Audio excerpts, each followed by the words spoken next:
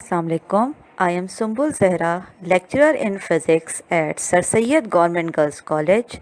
With the support and guidance of our very honorable principal, Professor Khalda Parveen, today I am continuing my lecture series of BCS Physics first semester course.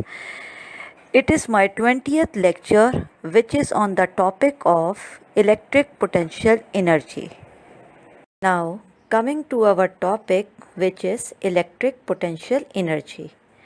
आज का topic electric potential energy. सबसे पहले हम study करेंगे कि electric potential energy क्या है, कैसे हम प्रैक्टिकल लाइफ में इलेक्ट्रिक पोटेंशियल एनर्जी को इंट्रोड्यूस करते हैं और कैसे हम उसका इस्तेमाल करते हैं। यानी कि इलेक्ट्रिक पोटेंशियल एनर्जी क्या है, कैसे हम उसे प्रोड्यूस करते हैं और उसकी प्रैक्टिकल लाइफ में कैसे यूटिलाइज करते हैं, क्या एग्जाम्पल है। इसके लिए हम न्यूटन्स लॉ ऑफ ग्रेविटेशन और कूलम्स लॉ के बारे में पहले थोड़ा सा देखेंगे। Newton's law of gravitation which is F=g m1 m2 upon r square. इसमें ग्रेविटेशनल फोर्स डायरेक्टली प्रोपोर्शनल है product of the masses and inversely proportional to the square of the distance between these two masses.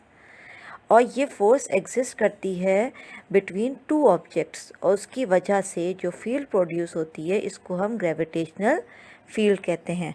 और ये gravitational field introduce होती है due two objects. और दूसरी बात ये कि इस लॉ को अगर हम देखें, it is inverse square law. और ग्रेविटेशनल फील्ड जो है वो मटेरियल ऑब्जेक्ट की वजह से प्रोड्यूस होती है और इसकी स्ट्रेंथ जो है, the strength of the field at any location is the gravitational force per unit mass which is attached. So G=F/m। इसके थ्रू हम फाइंड कर सकते हैं। और gravitational force is a conservative force. And what is conservative force? The total work done in moving the body between the 2 points in a closed path is independent of the path is called conservative force. So ये हो गया आपका Newton's law of gravitational which is inverse square law. अब हम Coulomb's law पे आते हैं। F=1/4πε0 Q1 Q2 upon r square.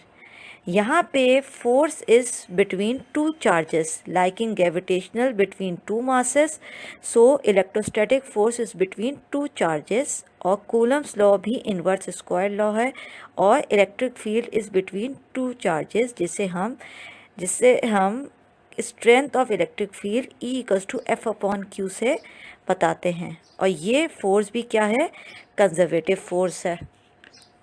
अब आते हैं ग्रेविटेशनल पोटेंशियल एनर्जी की तरफ।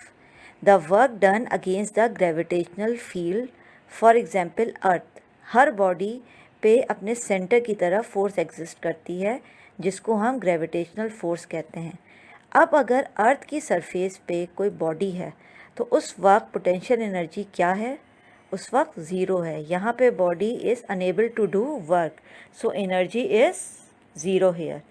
अब हम इस बॉडी को A से B तक ले जाते हैं, हम इस पे फोर्स अप्लाई करते हैं अगेंस्ट द फील्ड और जो काम हम करते हैं वो स्टोर हो जाती है एज अ पोटेंशियल एनर्जी, जैसे हम ग्रेविटेशनल पोटेंशियल एनर्जी कहते हैं। ये हम लास्ट टॉपिक में पढ़ चुके हैं।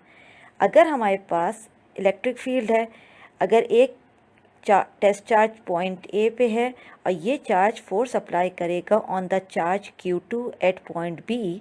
अगर हम ऐसा करें तो इस चार्ज Q2 पे फोर्स अप्लाई करें फील्ड की अपोजिट, तो इस चार्ज Q2 में एनर्जी स्टोर होगी जिसे हम कहेंगे इलेक्ट्रिक पोटेंशियल एनर्जी, क्योंकि यहाँ हमने इलेक्ट्रिक फील्ड के ख़िलाफ़ काम किया है। यहाँ पोटेंशियल एनर्जी इंक्रीज़ होगी। यहाँ work done against the electric field in moving the object from one point two another point is called electric potential energy.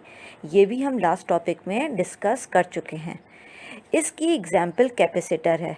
इसको किसी सोर्स के साथ अटैच कर देते हैं, यहाँ हम चार्ज को एनर्जी देते हैं और जब हम दूसरा सिमिलर चार्ज लेकर आते हैं मगर लाइक चार्जेस क्या करेंगे, रिपेल करेंगे और हम काम करते हैं कि वो यहाँ स्टोर हों, और एनर्जी स्टोर होती है और हम उसे इस्तेमाल करते हैं, और ये एनर्जी इलेक्ट्रिक पोटेंशियल एनर्जी कहलाती है।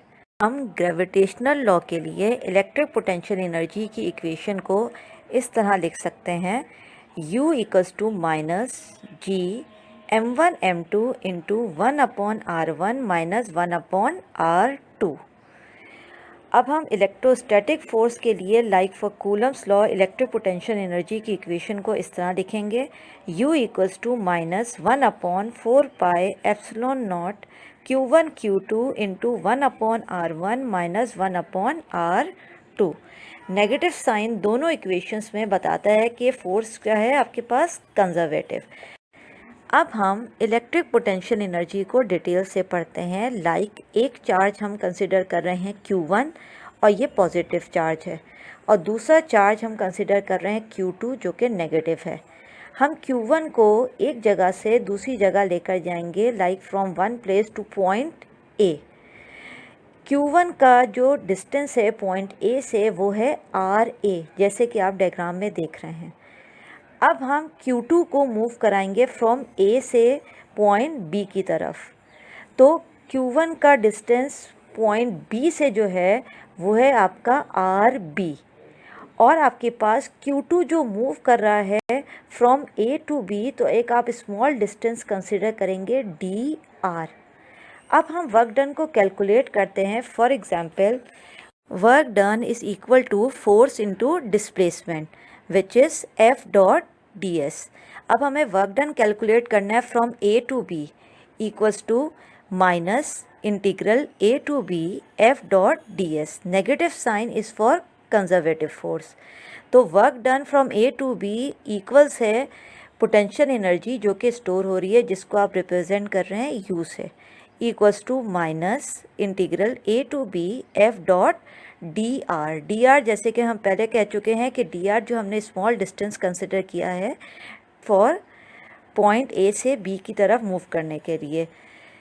अब आपके पास work done A to B equals to negative integral RA से RB 1/4 pi epsilon naught Q1 Q2 upon R square into dr। अब आपके पास कांस्टेंट को आप जो है वो इंटीग्रल से बाहर निकाल दिए, तो minus Q1 Q2 upon 4 pi epsilon naught integral RA से RB 1/r square into dr।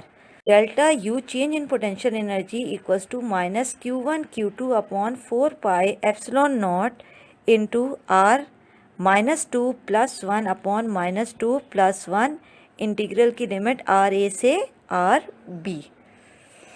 अब आपके पास चेंज इन पोटेंशियल एनर्जी क्या हो गई, minus Q1 Q2 upon 4 pi epsilon naught into minus 1 upon R integral की लिमिट RA से RB। Now अब आप जो है इंटीग्रल की लिमिट जो है वो पुट करेंगे, माइनस से माइनस आपका प्लस हो गया, तो delta U change in potential energy is equal to Q1 Q2 upon 4 pi epsilon naught into 1/RB minus 1/RA, जिसको आप इक्वेशन 1 कर दीजिए। This is the equation of electric potential energy. आपके पास ये इक्वेशन रिप्रेजेंट करती है इलेक्ट्रिक पोटेंशियल एनर्जी को। कुछ पॉइंट्स जो कि हम यहाँ पे कंसिडर करते हैं इस इक्वेशन को देखते हुए। This equation 1 is valid whether charge Q2 is moving towards और अवे फ्रॉम Q1, तो दोनों सूरत हाल में इक्वेशन 1 जो है वो वैलिड रहेगी। अगर Q2 Q1 की तरफ मूव करेगा तो डिस्टेंस RB लेस देन हो जाएगा RA से, तो फिर इस सूरत हाल में चेंज इन पोटेंशियल एनर्जी क्या हो जाएगी, बढ़ जाएगी ग्रेटर देन 0।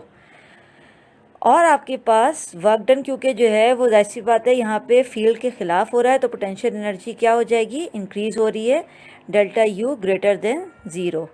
अब अगर जो है वो Q2 Q1 के अवे मूव कर रहा है तो आपके पास RB ग्रेटर हो जाएगी RA से, और आपके पास पोटेंशियल एनर्जी का जो चेंज है वो डिक्रीज़ हो जाएगा, means delta U less than 0। और आपके पास नेक्स्ट पॉइंट ये है कि equation 1 is valid either both charges are positive और नेगेटिव। दोनों सूरत हाल में इक्वेशन 1 जो है वो सेम रिजल्ट आपको देगी। अब अगर आपके पास एक चार्ज पॉजिटिव है और दूसरा नेगेटिव है तो पोटेंशियल एनर्जी को हम कैसे लिख सकते हैं? Delta U equals to -1/4πε0 into minus Q1Q2/r² into dr। तो इक्वेशन आपके पास क्या बन गई? Delta U equals to 1/4πε0 Q1Q2/r² into dr। ये इक्वेशन है जब आपके पास एक चार्ज आपके पास पॉजिटिव है और दूसरा चार्ज क्या हो जाएगा? नेगेटिव। तो ये आपके पास बिल्कुल वैसी इक्वेशन आ गई जैसे कि आपके पास इक्वेशन 1 है। So this is electric potential energy equation.